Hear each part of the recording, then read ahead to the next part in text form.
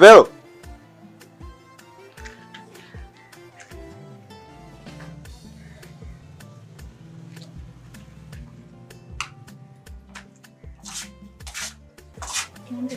Samahani shemu wangu.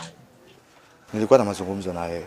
Kama ni kuhusu Chi, sina muda wa kuzungumza hilo. Ila kama kuna jambo lingine unaweza kuongea. Sasa shemu, mimi na wewe tutaongea nini zaidi ya kuongea mada za kuhusu Chi? Kuna kitu nilikuwa nahitaji unisaidie. Naomba nisaidie namba za Chi kama hutojali. Kwa nini namba za Chi umepeleka wapi? Si ulikuwa nazo? Ni kweli namba zake nilikuwa nazo, lakini nimejitahidi kupiga zaidi ya mara 2 naona hasipatikani. Sasa nahisi atakuwa amebadilisha namba.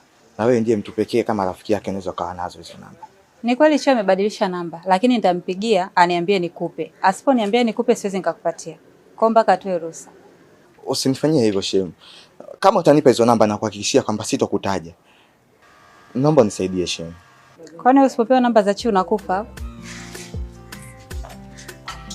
Ndugu yangu, elimu yako imezingua sana.